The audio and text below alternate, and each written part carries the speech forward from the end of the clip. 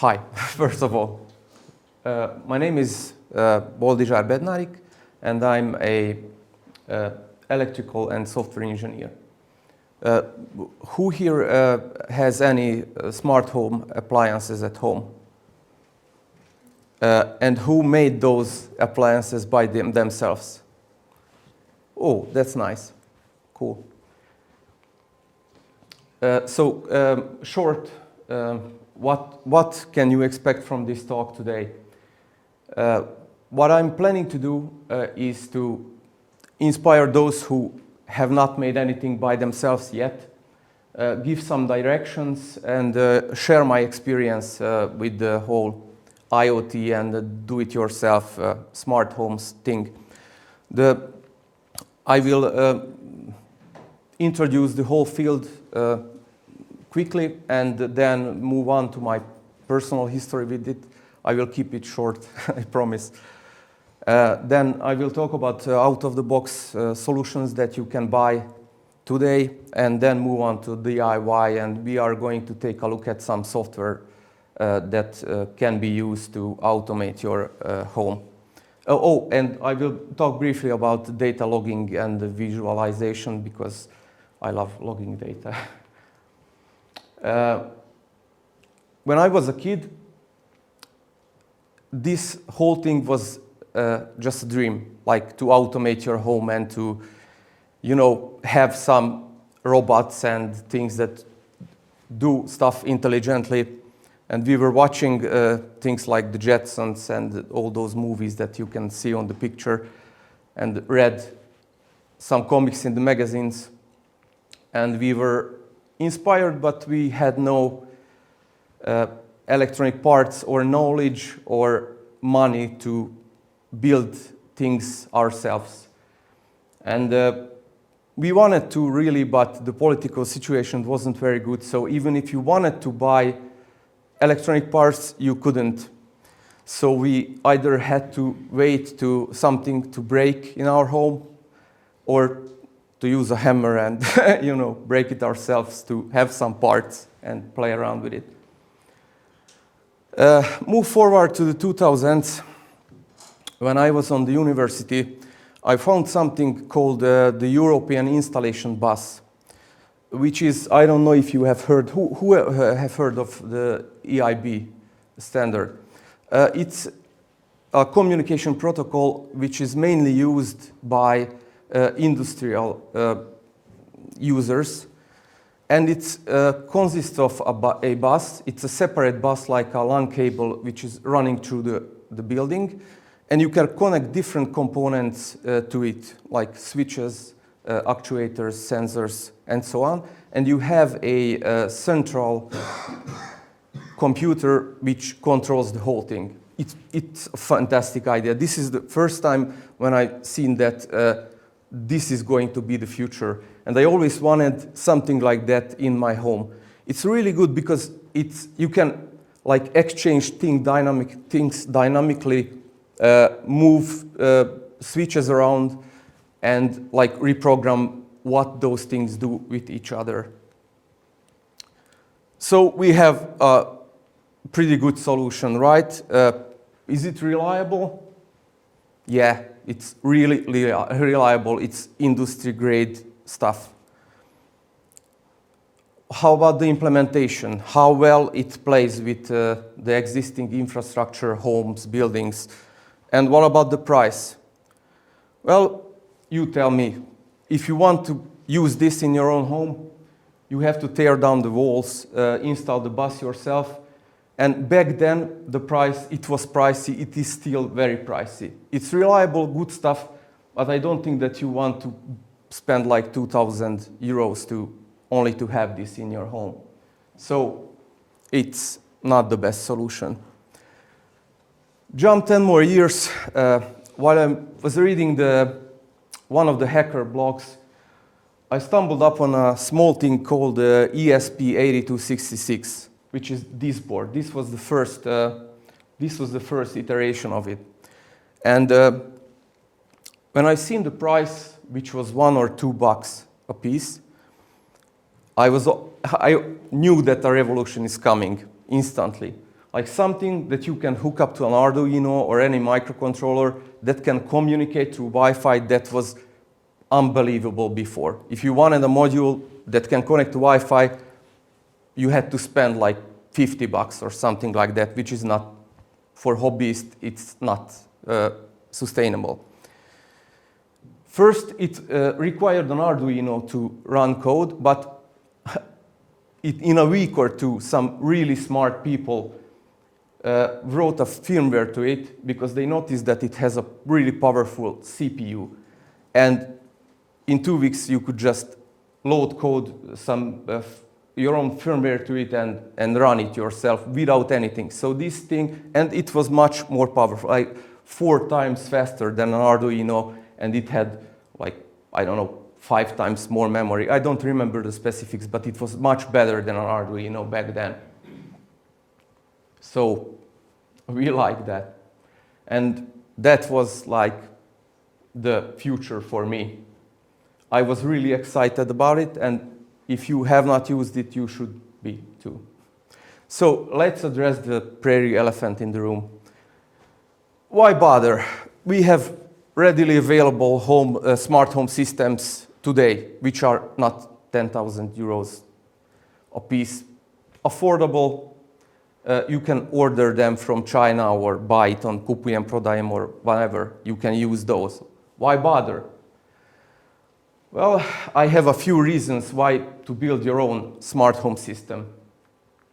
You have limitless customization, first of all. You have an idea, you don't have to rely some existing component to work. You can build your own component, which I did many times because it's fun.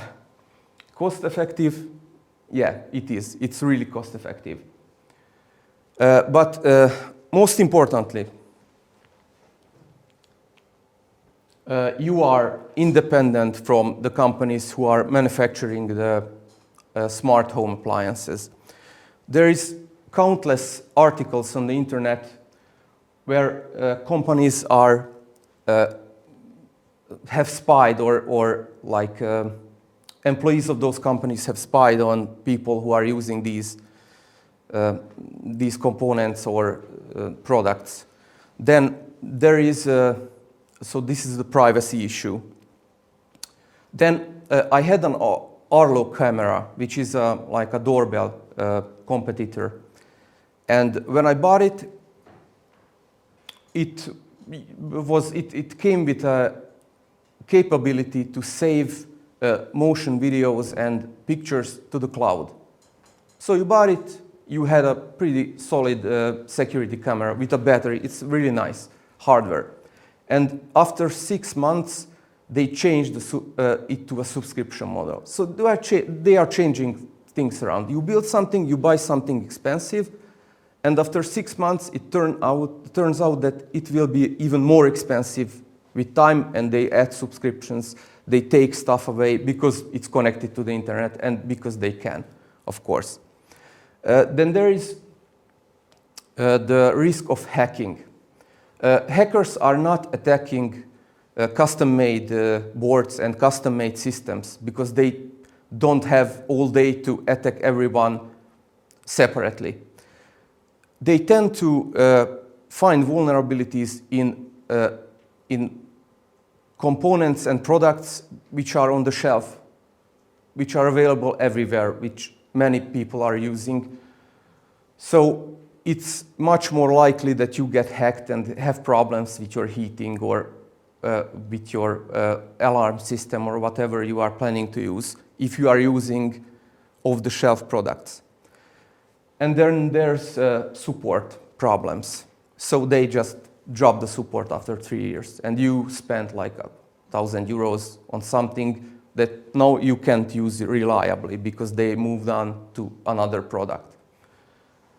All of these things, all of these problems you will not experience with DIY stuff because the open source community will maintain products because we are just crazy. No, because they like what they are doing. So,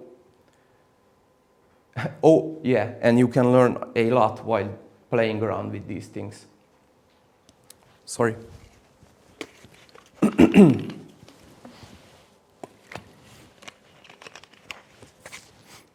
So how does the infrastructure of a DIY, or as a matter of fact, any smart home look like? You have nodes, as I call them. These are the nodes. These are the dumbest part of the smart home. These are the cheapest and most simple parts of the smart home. These are where the data. So these are the components, the sensors and the actuators, the lamps that you are using locally in a room.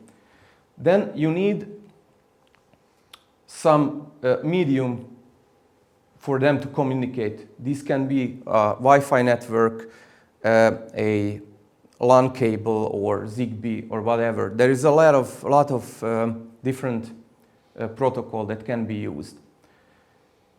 We are going to cover Wi-Fi and Zigbee. Then you have the communication, but these things are not compatible with each other. So these cannot talk to each other if you have a Zigbee device and a Wi-Fi device. That's why you need a common language, a protocol which helps devices communicate with each other. In our case, that will be MQTT. Then you need something that can control and connect everything together. You need a brain for it.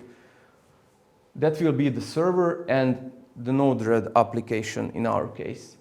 And then you need a user interface or any interface to use the whole smart home system. We will talk about all these different parts a little bit. So network, as I said, you need, in case of Wi-Fi, you need a router and a 2.4 gigahertz network, because right now there is no, that I know of, 5 gigahertz modules for Wi-Fi and smart home. But every today's router supports the legacy frequency, so that's not a problem. And for Zigbee, you also need a router. Well, kind of, sort of. Wi-Fi nodes. So we're going to talk about two types of nodes, Wi-Fi and Zigbee. The Wi-Fi nodes are ideal for do-it-yourself applications, because if you buy a ESP8266 or ESP32 chip, or any package, I prefer the VMOS D1 Mini, by the way, if anyone's interested. This is a really good small package, works very reliably, and it has a ESP32 variant, which is backward compatible. The legs are on the same, so you can use it like a drop-in replacement if you need a stronger one.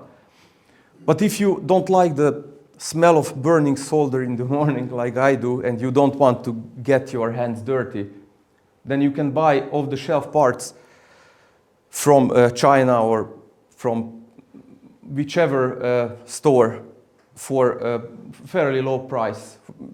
We are talking about a few euros for us, which uses these CPUs as well.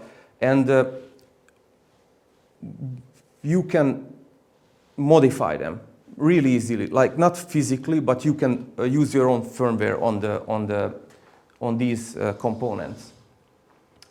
There is also, if you have existing, and I place them in the Wi-Fi categories, but if you have old sensors, like motion sensors, which are using the 433 hertz radio frequency network, you know those Chinese elements, like you have remote control to turn on different sockets, you have lamps, you have motion sensors, and so on. There is a radio frequency Wi-Fi bridge that can be updated with a firmware and use it in your own system as well. And then you also will need software for all these. You can write software if you are into that stuff, and I encourage everyone to at least to try, because it's fun. It's not that hard. All you need is one of these chips, a light emitting diode, a push button and a cable to play around with it. And if you can make a simple code like push the button and light up the LED, then you can do anything, basically. I'm not exaggerating, so that's fun. But if you are not into that, there are available open source firmwares that you can compile and copy to the hardware really easily. There is simple tutorials all over the internet for these. And what I like to use is EasyESP. It's a simple firmware and it's pretty configurable. But there is ESP Home, which can use with all of these, elements. And it's made just for Home Assistant, if anyone is using Home Assistant. So this firmware is tailor-made for that. Then there is Tasmata, which first appeared for Sonos devices, but it supports a bunch of other right now. And you even can use these with your own custom-made hardware, but you will need to write configuration for it. Why not use Raspberry Pi, right? Because you can connect it to network, it can do all these things. It can connect to Wi-Fi. I have a really good argument against Raspberry Pi for nodes. Every time you use a powerful PC, just to read the temperature from a sensor, a puppy dies. I'm not kidding. Don't do it. Use ESP32 or 8266. So moving on. Zigbee nodes. You will need a router, which in our case is not a router, it's a dongle. It's a USB dongle. It's made by Texas Instruments, I think. Few bucks. And you can even buy it with the updated firmware ready to work with Zigbee to MQTT software. So if you search for this dongle and Zigbee to MQTT, then you can buy it. And you don't even have to modify the thing. You can use it instantly.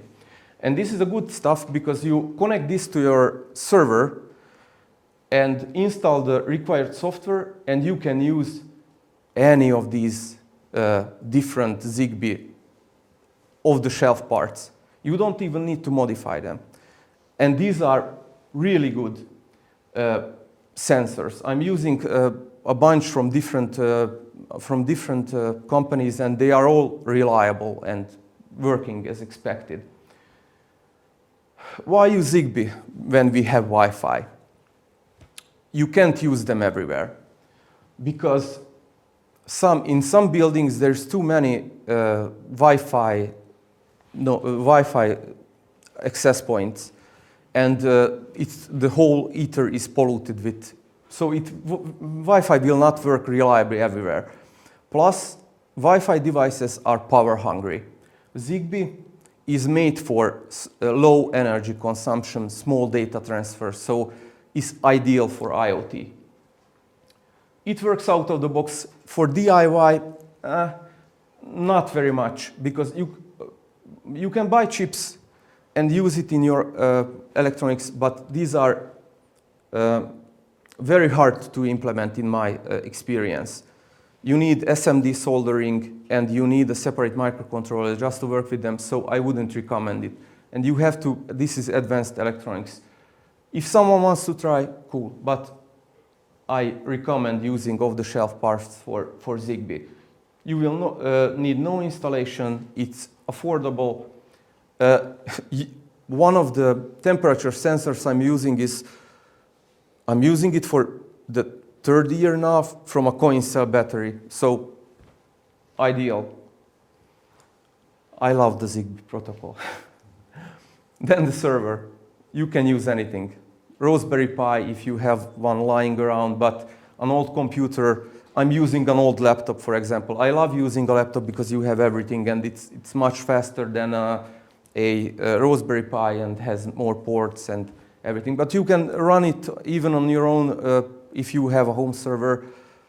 You install a virtual machine and you run the software on the virtual machine. So that's a good solution. You can back it up. You don't need a separate hardware.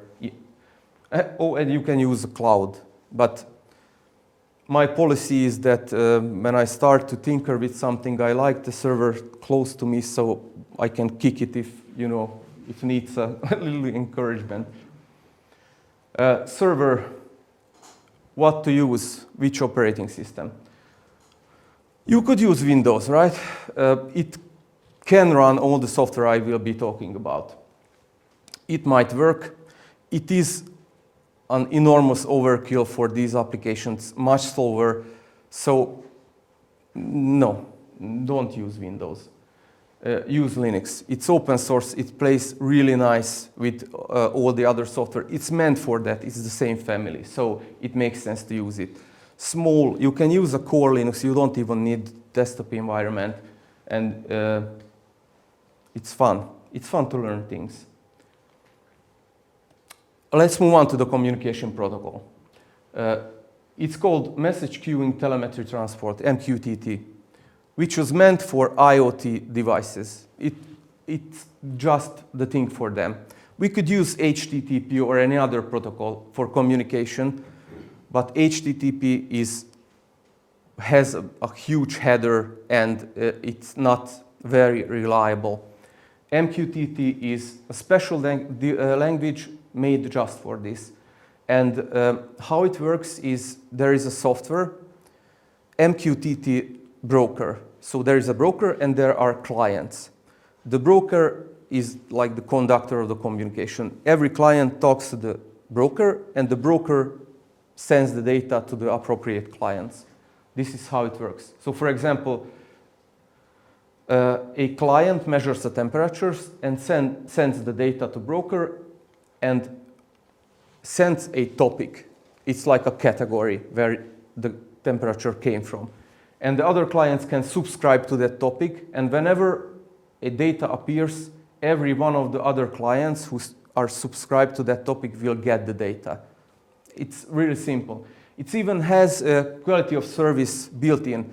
So if some data is critical to get to a client, you can flag it like high priority. I don't remember specifically what the flag is, but you can set it up. Or you can set up, if a client must get some data, then you can flag it, and when the client comes online, it will get the data instantly. The open source software that can deal with the MQTT communication is called Mosquito. It's an open source, works reliably. The central part, the brain of the whole smart home, DIY smart home, in my case, is Node-RED. You could use other things like Domotics, Home Assistant, and you can use these alongside Node-RED. But in my case, all the data first runs through Node-RED because it's the most flexible controller of all. These are much nicer, by the way, but I recommend using Node-RED still. Very flexible. How it works is you have these digital Lego pieces, and the data that arrives at the server will flow through these lines. And you build data flows, basically. You have nodes where data is coming into the system. There are nodes which will let the data through and modify them. And you will have nodes which will consume the data, so-called. But these can do anything, like can send a Wi-Fi message or an MQTT message or save something to a file.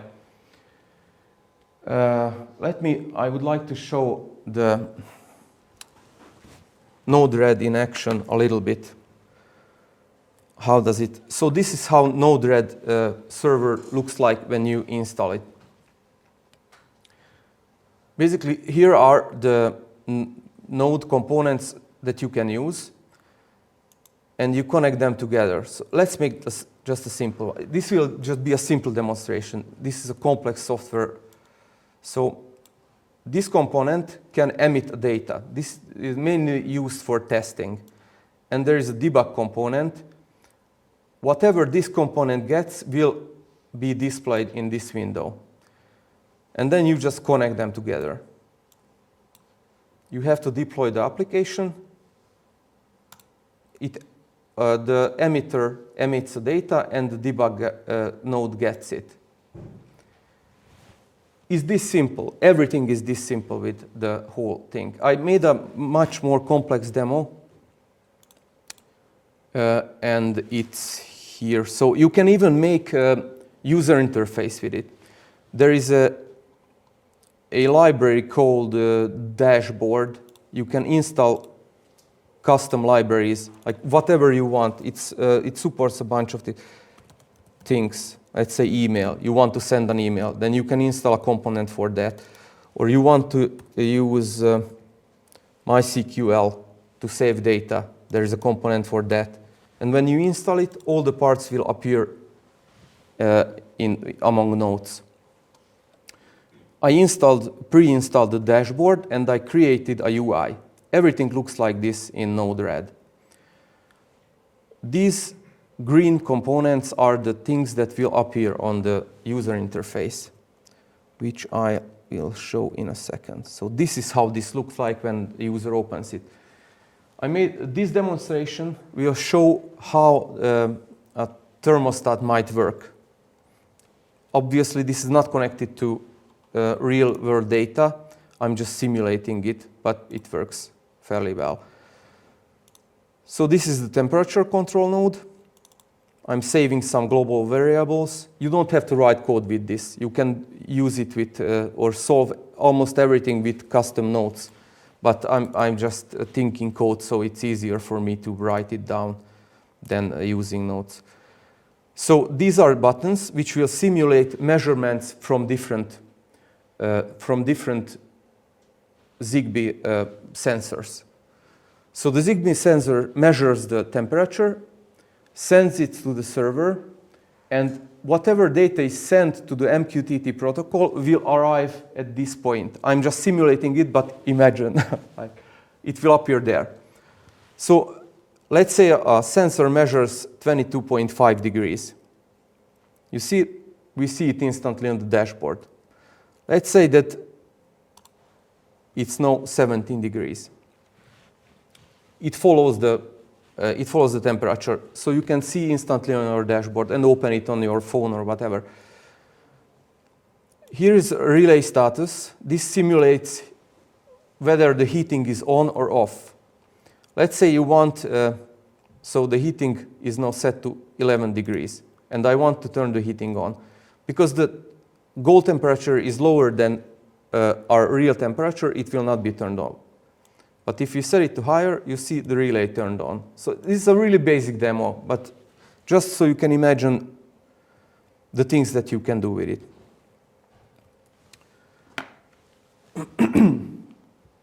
Oh, sorry. Let's move on to logging and visualization. Node-RED can store data briefly. But it's not meant for storing large amounts of data. It's meant for controlling things. If you need data for longer periods, or if you're like me, who likes to know the temperature 2 years ago at 2 p.m. in my living room, then you need something, a database or something like that to save data. And also, it doesn't hurt if you can visualize it and see trends or whatever. And for this, I choose InfluxDB and Grafana, which are two fantastic tools, also open source, both of them.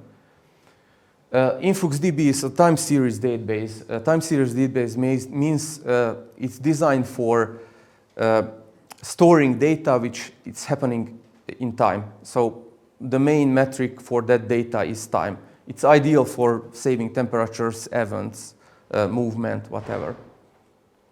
It plays really nicely with Node-RED. It's fast, reliable, but it lacks visualization. It has a query language and it can visualize the data, but we need something simpler and something much nicer. That's where Grafana comes into play. These are things from my own home system, which I put on my dashboard in Grafana. Grafana supports InfluxDB out of the box. So you can connect them together and create really nice graphs and things. This is, for example, a display of real-time data. This is historical data, and you can go back, like set the granulation. It's really nice. It also has alerting. Like if you are into that, you can set up alerts for some anomalies in the data. Like if you have a temperature and you have a sudden jump or something like that, it can alert you with a notification. And you can connect other things into the system as well. So you don't, it can display data from different sources.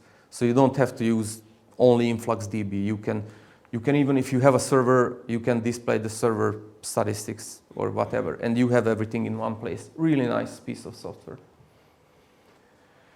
So my experience.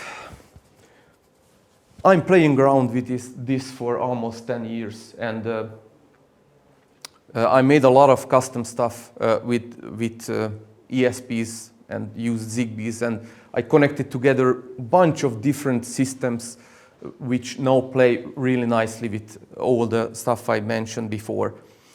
And my experience is that ESPs, Zigbee, open source software, Linux, Node-RED, really, really reliable, like really, except when it's not. Then it's unreliable. So my advice for people who want to start using these, use it with caution if you want to use it for critical stuff. I'm using it for controlling the heating thermostat. And I always have a built-in fail-safe. So I have a separate thermostat which will turn off the whole system if the water temperature rises above some critical level, like 90 degrees. Also, I have backup solutions for critical stuff, also heating. If I need to do maintenance on this system, or I'm experimenting at 11 p.m. and I screw something up, but I still want to be warm at the winter, right? Then I just unplug the IoT system and plug in a classical thermostat so the heating goes on. It's not bad to have those things if you are tinkering. In the long run, if I don't do these things, it works, but I like to experiment. And last but not least, back up your data. Like back up your server. Back up all your measurements, because AI is coming for us, and in a few years you can only pay with data. So whoever has that wins. A few examples, ideas, what you can do, so you can see how flexible the system is. You can do like heating, cooling, and maybe connect actual weather data or weather forecast to your cooling heating system so you can warm up your home before the storm comes. For example, you can make an alarm system, connect to motion sensors. You can detect who is home, because there is a node for that in Node-RED. Like you can see who is on your Wi-Fi network, and you can make sure that when you get home, you have coffee. If that's your thing, you know. You can make access control systems and make them really flexible. You know those electronic controlled doors. It's not too hard to build in. You can use NFC readers. You can use sensors for fingerprints. You even can use face recognition. There is a node for face recognition in Node-RED. Automate curtain, RGB lights. You can connect I managed to connect my really old analog camera system to this. So when my alarm detects a movement, I save a picture of every camera in the home. And it's a really old Chinese one. It just supports the network streaming protocol, RTSP, I think it's called. So if you can tap into that, you can connect that old independent analog system to your modern new home. You don't have to buy a new one if you don't want to. It can send notifications. There is services like push-bullet, pushover, etc. And there is a node for that. You can create your own voice assistant. There is an open source version. You don't have to rely on Google or Alexa, but you can connect it to Google or Alexa if you want to, and you can tell them to turn on the light or whatever. OpenAI, I played around with that too. So if you have OpenAI API, you can use OpenAI to control your home if you want to give them that much power. So possibilities are endless. That was about what I wanted to say. Thanks, and please, if you want, thank you.